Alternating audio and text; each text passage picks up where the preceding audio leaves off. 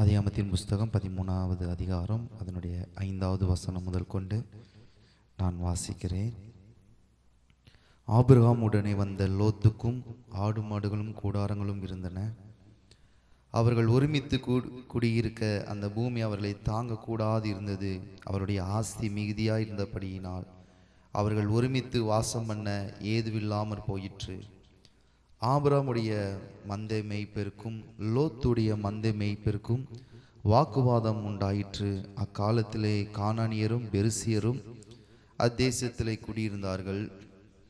Abraham லோத்தை நோக்கி, எனக்கும் உனக்கும் என் மெய்ப்பெருக்கும் உன் மெய்ப்பெருக்கும் வாக்குவாதம் வேண்டாம், நாம் சகோதரர். இந்த தேசமெல்லாம் உனக்கு முன் இருக்கிறது அல்லவா? நீ என்னை விட்டு பிரிந்து போகலாம்.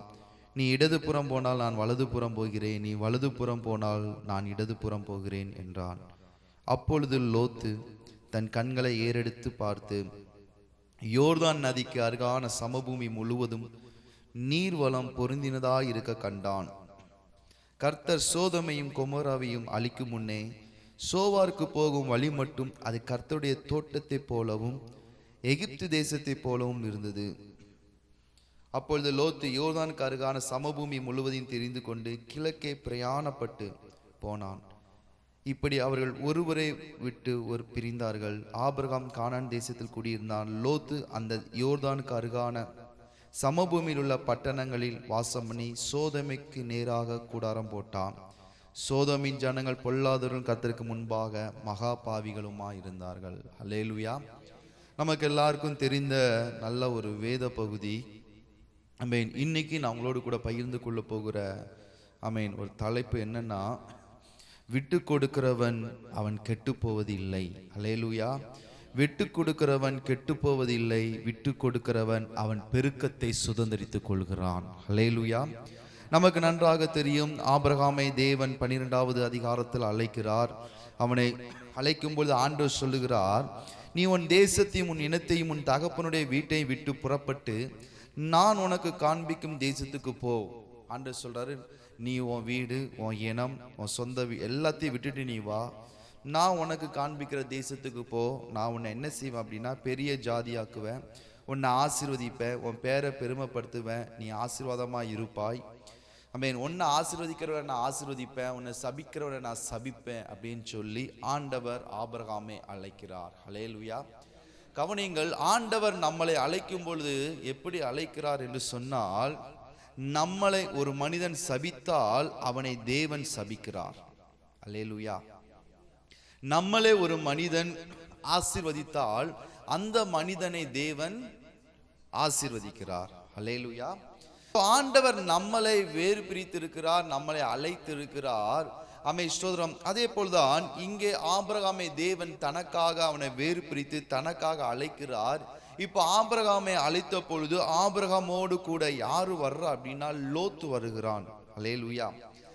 ஸ்தோத்திரம். இந்த லோத் ஸ்தோத்திரம் ஆபிரகாமோடு கூட வருகிறான். ஆனா ஆண்டவர் அழைத்தது ஸ்தோத்திரம் லோத்தை ஆபிரகாமை மாத்திருந்தான் ஆண்டவர் அழைத்தார். ஆனா இந்த லோத்துவும் ஆபிரகாமோடு கூட வந்ததுனால இந்த லோத்துவும் ஆசீர்வதிக்கப்படுகிறான். அல்லேலூயா. இப்ப எல்லாத்தையும் ஆண்டவர் அழைத்த உடனே இவங்க எல்லாத்தையும் விட்டுட்டு வந்துட்டாங்க. மோரே என்கிற ஒரு சமபூமியில அவர்கள் இருக்கும் பொழுது அங்கதான் என்ன வருது அப்படின்னா, 2 பேரும் ஆசீர்வதிக்கப்பட்டு இருக்கிறார்கள்.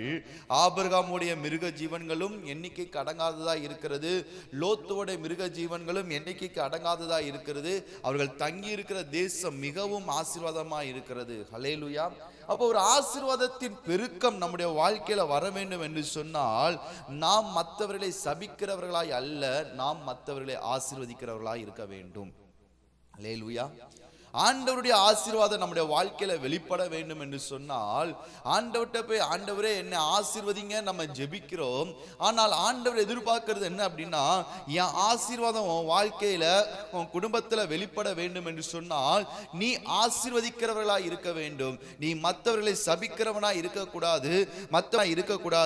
நீ மற்றவர்களை ஆசீர்வதித்தால் நானும் உன்னை ஆசீர்வதிப்பேன். அல்லேலூயா.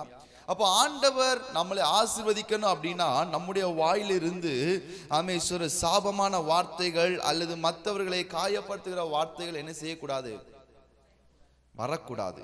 அல்லேலூயா. இப்போ பாருங்க, இந்த ஆபிரகாமும் ஆமென் லோத்துவும் வந்து ஆமென் தங்கி இருக்கிறார்கள். 13வது அதிகாரத்தில் வாசிக்கிறோம், இவர்கள் தங்கி இருக்கும்போது அங்க இருக்கிற மெய்ப்பெர்களுக்கு சண்டை வருது. 2 பேரும் வாக்குவாதம் பண்றாங்க. ஆபிரகாமுடைய மெய்ப்பெர்களும் ஆமென் லோத்துவோட மெய்ப்பெர்களும் அவர்களுக்குள்ள சண்டை வருது. காரணம் என்னன்னா, இவர்களுடைய ஆஸ்தி நிறைய இருக்கிறதுனால, இவர்களுக்கு மிருக ஜீவன் நிறைய இருக்கிறதுனால ஆமென் இவர்கள் அந்த இடத்துல தங்கி இருக்கிறதுக்கு இடம் பத்தாததுனால ஆமென் ஒருவருக்கு ஒருவர் சண்டை வரும்பொழுது, வாக்குவாதம் வரும்பொழுது, இப்போ ஆபிரகாம் என்ன செய்யறான் அப்படின்னா லோத்து கிட்ட போய் பேசுகிறான். என்ன பேசுகிறான் அப்படின்னா, லோத்துவை கூப்பிட்டு சொல்லுகிறான், லோத்துவே, நாம் இருவரும் சகோதரர்கள், நாம் சண்டை போடக்கூடாது, நம்ம இன்னைக்கு சமாதானமா ஒரு முடிவை எடுப்போம் அப்படின்னு சொல்லிட்டு லோத்துவை கூப்பிட்டு சொல்லுகிறான், நீ வலது பக்கம் போனா நான் இடது பக்கம் போறேன், நீ இடது பக்கம் போனா நான் வலது பக்கம் போறேன், உனக்கு எந்த இடத்துக்கு போகணுங்கிறத நீ செலக்ட் பண்ணிக்கோ அப்படின்னு சொல்லி ஆமீன் இந்த ஆபிரகாம் லோத்தை பார்த்து சொல்லுகிறான். அல்லேலூயா. இந்த இடத்துல நம்ம கவனிக்க வேண்டியது என்னவென்று சொன்னால், இந்த லோத்துவை ஆண்டவர் அழைக்கவே இல்லை. இந்த லோத்து தான் ஆபிரகாமோடு கூட ஒட்டி கொண்டு வந்தான்.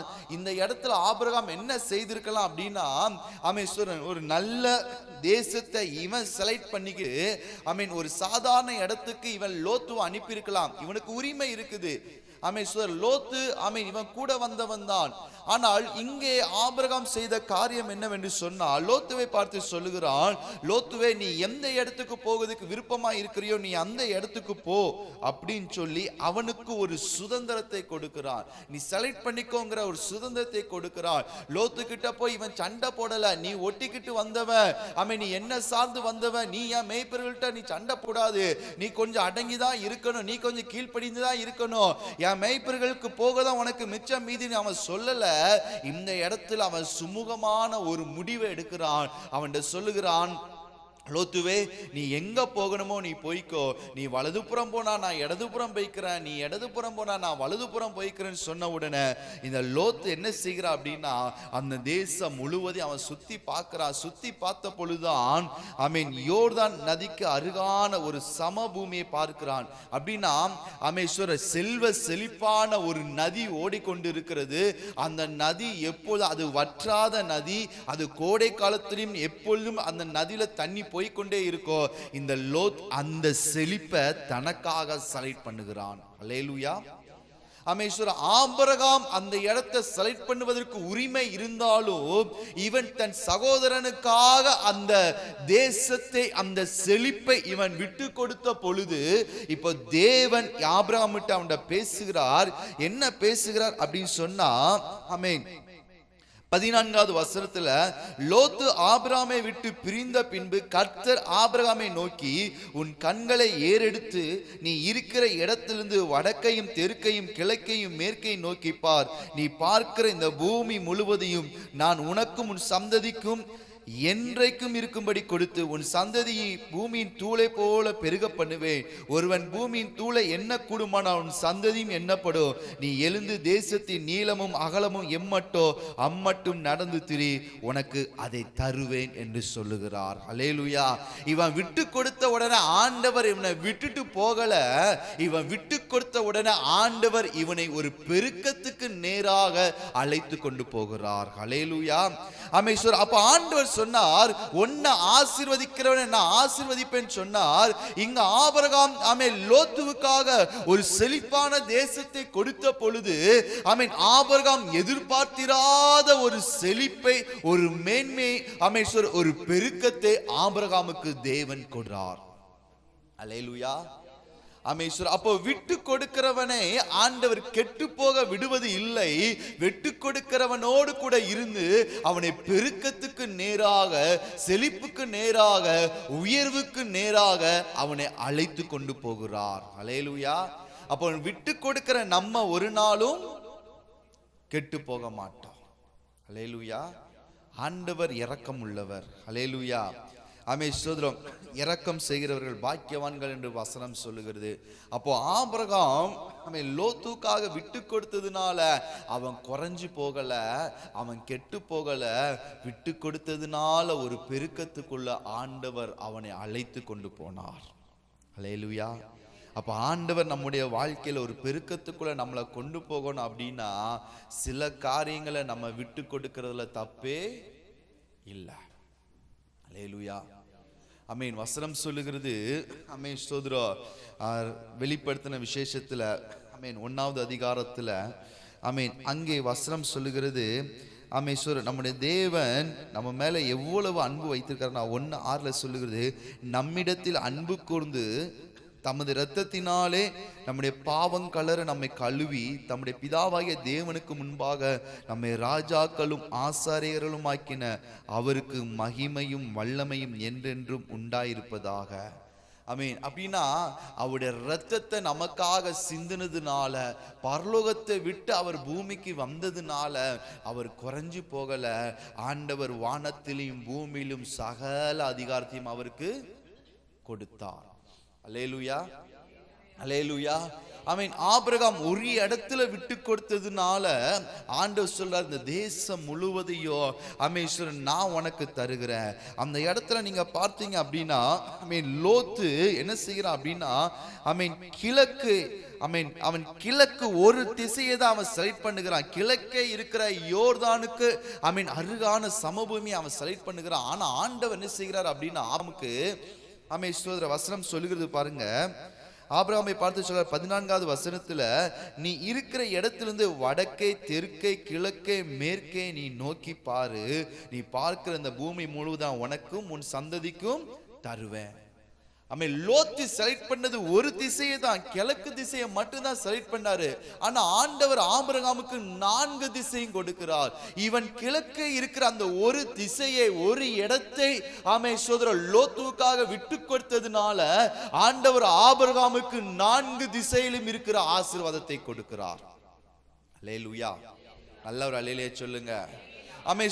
ஒரு காரியத்தை விட்டு கொடுத்ததுனால, ஒரு இடத்தை கொடுத்ததுனால ஆண்டவர் ஆபிரகாமுக்கு 4 இடங்களை, 4 விதமான ஆசீர்வாதங்களை, அல்லது 4 மடங்கான ஆசீர்வாதத்தை ஆண்டவர் ஆபிரகாமுக்கு கொடுக்கிறார். அப்போ நம்முடைய வாழ்க்கையில சில நேரங்கள்ல, ஆமென், நாம் விட்டு கொடுக்கும் பொழுது, ஆமென், சில சூழ்நிலைகள்ல நம்ம விட்டு கொடுக்கும் பொழுது, சில சூழ்நிலைகள்ல நம்ம அமைதியா இருக்கும் பொழுது, சில சூழ்நிலைகள்ல, ஆமென், நம்ம பொறுமையா இருக்கும் பொழுது, இழப்புகள் வரும் பொழுது, குறைவுகள் வரும் பொழுது, பேசும் பொழுது, நாம் அமைதியா இருக்கும் பொழுது தேவன் நமக்காக செயல்படுகிறவராய் இருக்கிறார். அல்லேலூயா. அப்போ விட்டு கொடுக்கிறவனை ஒரு நாளும் அவனை கெட்டு போக விட மாட்டார். அல்லேலூயா. அவன் ஒரு இடத்தை தான் விட்டு கொடுத்தான். ஆமென். ஒரு தேசத்தை, ஒரு திசையை தான் விட்டு கொடுத்தான். ஆனா ஆண்டவர் 4 திசைகளை அவனுக்காக கொடுக்கிறார். இன்னைக்கு ஆண்டவர் நம்மகிட்ட எதிர்பார்க்கிறது என்னன்னா, நீ விட்டு கொடுத்திருக்கிற, நீ குறைஞ்சு போக நான் விட மாட்டேன், நீ கெட்டு போக நான் விட மாட்டேன், ஆமென், நீ ஒன்றில்லாமல் போக நான் விட மாட்டேன், நீ, ஆமென், விட்டு கொடுத்ததை விட 4 மடங்கு நான் உனக்கு கொடுக்கிற கர்த்தர். அல்லேலூயா. நல்ல ஒரு ஆமென் சொல்லுங்க. ஆமென். ஸ்தோத்திரம். நம்முடைய தேவன் ஒரு நாளும் ஒன்றுமில்லாமல் போக நம்மளை விட மாட்டார். அல்லேலூயா.